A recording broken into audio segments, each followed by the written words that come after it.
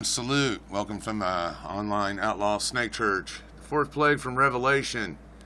Pretty good source here, Walter J. Veith. He's done a lot of videos. He's like a PhD professor or some shit. This guy's smart as hell, especially when it comes to, well, there's a downloadable thing.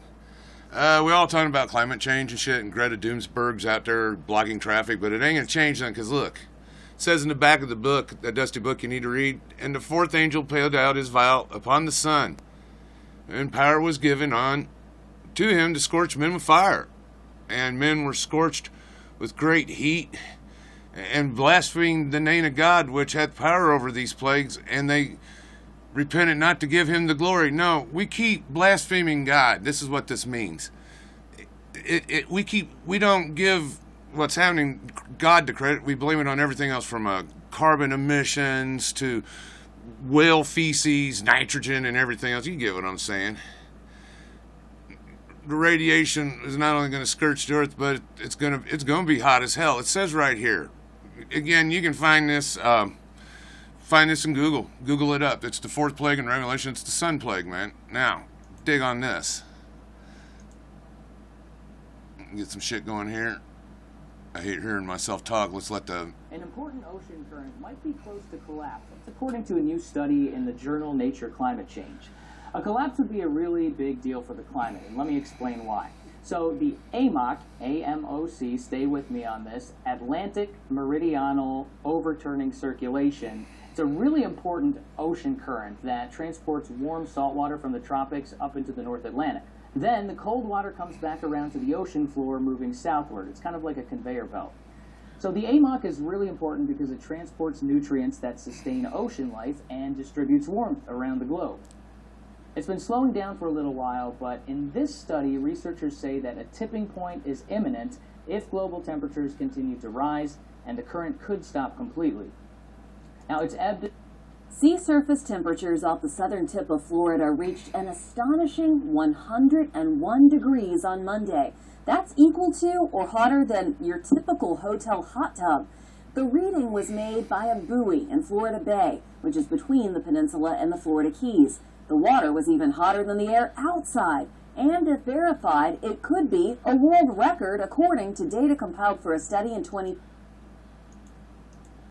of a mounting climate crisis, severe heat from coast to coast. We usually keep our windows closed, not letting the sun come through, because that adds a lot of extra heat. The same monster heat wave that's kept Phoenix clocking in at 110 degrees or higher for a record 26 straight days and counting. Third time this year we've reached 119 degrees. Now barreling toward the East Coast, where Boston's mayor has declared a heat emergency, with New York and Washington, D.C. bracing for near triple-digit temps this week.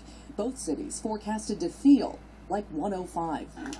In Connecticut, kids are already struggling on the softball field. We have neck fans, and for the girls we provide cooling towels that we keep in ice water. Now, affecting even more of the country. Real hot, 100 degrees, triple digits for 4 days? From St. Louis to South Florida. There's nothing you can really do. There's nothing you can do. It's hot. To Arizona, where patients are being hospitalized for severe, even life-threatening third-degree burns caused by contact with the scorching ground. Doctors at the burn center at Valley Wise Hospital in Phoenix say they're currently treating 2 to 3 times more patients than in a typical summer. Across Europe, hundreds of millions are also suffering through extreme heat, including Greece, where our Josh Letterman reports thousands are fleeing destructive wildfires. The island of Rhodes is a beachside paradise, so imagine the terror as the fire swept through here. Tourists tell me they had just minutes to flee, some still in their bathing suits. Historically, during wars or famines.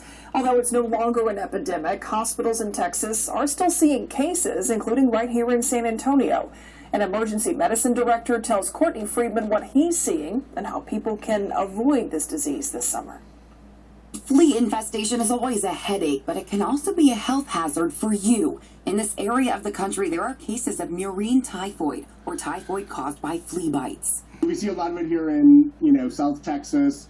It's common in certain tropical areas, so parts of South America, Central America. Dr. Ralph Riviello is the director of emergency medicine at University Hospital and says the murine typhoid is more common in warm months. He's already diagnosed several cases this summer here in San Antonio. Metro Health reports 5 cases since January this year, up from 3 last year and the same as 2021. Initial symptoms include fever, headache, and a purple diffuse rash, but it can progress to more serious neurological symptoms, including serious headache, meningitis, and confusion. Fleas feed off of animals, both strays and pets, so that's where prevention comes into play. So if you're headed outside for a while, make sure you're utilizing that. Spread even farther to the northern part of the country.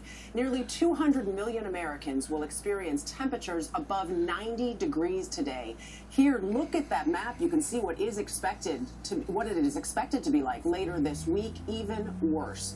Nicole Skanga is in Tempe, Arizona, and joins us. Nicole, we know you were in the 90s already yesterday morning. How's it feeling right now? Good morning, Dana. Temperatures are expected to hit 116 degrees here today. It is hot, hot, hot. The sun is not even up, and already it is 91 degrees. It's nearby Phoenix's longest streak of days above 110 degrees, beating the previous record set in 1974. And these unrelenting temperatures could extend through at least next week. School is back in session in Tempe and at Marcos de Niza High School. For the first time, there are cool zones to help students weather the heat. It's nonstop. Yes. Brent Brown is the principal. He told us for most of the school year, 500 to 700 students eat lunch outside. This time of year, so far, the 4th day into school, we only have maybe 100 to 200 students outside. Even quick contact with the ground here, which can hit 180 degrees, may cause first-degree burns. And at the Arizona Burn Center, officials say more than a third of the beds are occupied by patients with...